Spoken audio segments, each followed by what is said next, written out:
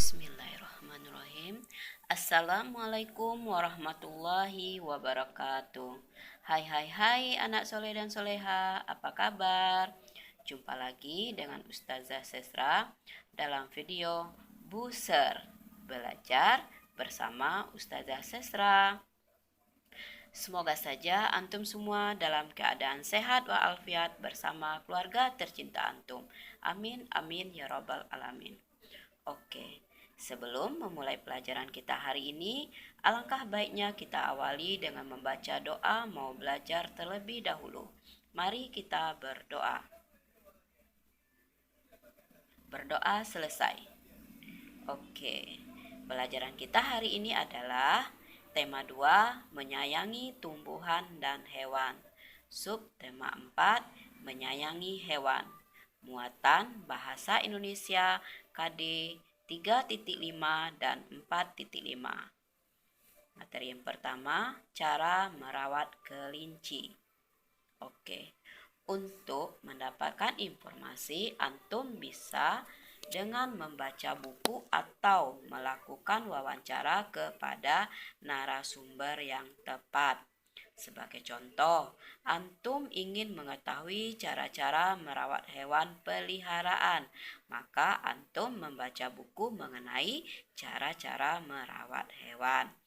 Nah, saat membaca, antum harus memperhatikan lafal, intonasi, tanda baca, misal tanda koma dan tanda titik. Oke, berikut adalah cara merawat kelinci. Nah, kelinci merupakan salah satu hewan peliharaan yang sangat mengemaskan. Kelinci yang dipelihara dengan baik akan menjadi binatang yang jinak, lembut, dan penurut. Kelinci memiliki bulu yang halus dengan tingkah laku yang lucu. Berikut cara merawat kelinci sebagai hewan peliharaan dengan baik dan benar. 1. Menyiapkan dan memperhatikan kandang. Langkah pertama yang harus dilakukan jika hendak merawat kelinci adalah mempersiapkan kandang. Buat kandang yang nyaman di lahan kosong sekitar rumah. Kandang kelinci harus dibersihkan dengan rutin. 2. Menyediakan makanan. Kelinci harus diberi makan dan minum setiap hari. Makanan kesukaan kelinci adalah sayur-sayuran, seperti wortel dan kangkung. 3. Menyediakan waktu berolahraga dan bermain. Kelinci adalah hewan yang gemar berlari dan melompat. Kita bisa bermain bersama kelinci atau membiarkannya sendiri menikmati waktunya. Tetapi kita harus tetap mengawasinya. Kita juga bisa menggendong dan membelai-belai kelinci. Jika ingin menggendongnya, kita bisa meletakkan tangan di bagian depan dan belakang kelinci. Kemudian didekatkan pada tubuh kita. Kita tidak boleh mengangkat kelinci menggunakan telinganya. 4. Menjaga kelinci tetap sehat. Agar kelinci tetap sehat, kita harus membersihkan kandang dengan rutin. Selain itu, kita juga harus memperhatikan badan kelinci dan memotong kukunya dengan rutin.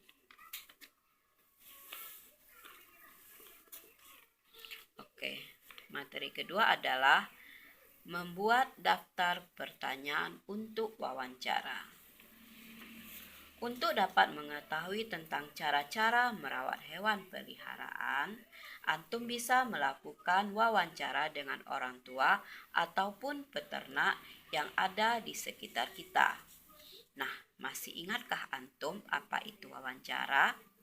Oke, wawancara adalah tanya jawab dengan seseorang atau narasumber yang diperlukan untuk dimintai keterangan atau pendapat. Nah, setelah melakukan wawancara, kita akan mendapatkan informasi dari narasumber. Informasi tersebut terdiri dari beberapa gagasan pokok dari wawancara yang kita lakukan. Nah, berikut adalah hal-hal yang perlu diperhatikan ketika melakukan wawancara. 1. Mengucapkan salam pembuka. 2. Mengutarakan tujuan wawancara. 3. Mengajukan pertanyaan dengan singkat dan jelas. 4. Menulis hal-hal penting atau menggunakan tape recorder untuk merekam pembicaraan. 6. Menggunakan bahasa yang santun. 6. Mengucapkan terima kasih. Oke, materi ketiga adalah membuat pertanyaan dan jawaban sesuai gambar. Nah, antum telah membaca petunjuk merawat hewan peliharaan. Setelah memahami isi bacaan, antum dapat menjawab pertanyaan dengan benar dan tepat. Antum juga bisa mengajukan pertanyaan yang berkaitan dengan isi bacaan atau gambar. Nah, berikut beberapa hal yang perlu diperhatikan dalam menjawab dan mengajukan pertanyaan. Yang pertama, baca dengan cermat dan pahami isi bacaan. 2. Pahami pertanyaan bacaan yang ditanyakan. 3. Jawab pertanyaan tersebut dengan singkat dan tepat.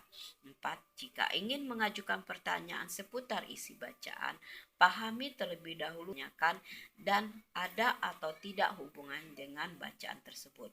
5. Susun kalimat tanya dengan bahasa yang singkat dan jelas. Oke, materi berikutnya yang keempat, membuat cerita berdasarkan gambar. Nah, dengan melihat gambar yang tersedia, antum bisa membuat cerita ataupun mendeskripsikan gambar tersebut. Mendeskripsikan adalah memaparkan atau menggambarkan dengan kata-kata secara jelas dan terperinci sesuai dengan yang dilihat tanpa menambah atau mengurangi serta jujur dan objektif. Nah, cara mudah mendeskripsikan gambar yaitu sebagai berikut. Yang pertama, cermati gambar. 2. Berikan kata tanya apa, siapa, mengapa, bagaimana, kapan, dan di mana terhadap gambar tersebut. 3. Jawaban dari pertanyaan tersebut susun menjadi sebuah paragraf deskriptif yang runtun dan lengkap. Nah, perhatikan contoh berikut.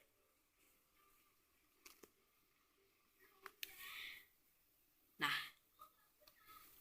cerita yang sesuai dengan gambar-gambar tersebut adalah sebagai berikut. Siti Hawa membeli anak ayam dari bapak penjual anak ayam. Anak ayam tersebut akan dipelihara Siti Hawa. Siti Hawa menyiapkan kardus untuk memelihara anak ayam. Setiap hari Siti Hawa memberi makan anak ayam. Siti Hawa juga membersihkan kandang ayamnya dengan rutin. Oke, materi kita selanjutnya adalah menentukan penokohan pada dongeng. Penokohan merupakan salah satu unsur dalam dongeng. Penokohan adalah tokoh atau pelaku yang ada dalam cerita dongeng. Dalam cerita ada tokoh utama dan ada tokoh pembantu. Nah, tokoh utama adalah tokoh yang menjadi lakon dalam cerita tersebut. Sedangkan tokoh pembantu adalah tokoh yang melawan atau mendampingi tokoh utama. Nah, tokoh-tokoh dalam cerita mempunyai sifat atau watak yang berbeda-beda. Ada yang berwatak sombong, rendah hati, sabar, bijaksana, dan pemarah. Nah, sifat-sifat tersebut dapat dilihat dari perkataan atau tingkah laku tokoh. Oke, sampai di sini paham ya, Nak? Nah, anak soleh dan soleha, sampai di sini dulu materi pelajaran kita hari ini. Semoga saja apa yang sudah Ustazah sampaikan dan Ustazah jelaskan tadi dapat antum pahami sehingga dapat antum praktekkan dalam kehidupan antum sehari-hari. Semoga bermanfaat ya. Ustazah mohon maaf apabila tadi Ustazah ada salah-salah kata atau pengucapan. Oke, tetap semangat, tetap jaga kesehatan, tetap laksanakan ibadah, dan tetap belajar di rumah. Wabillahi taufik wal hidayah. Wassalamualaikum warahmatullahi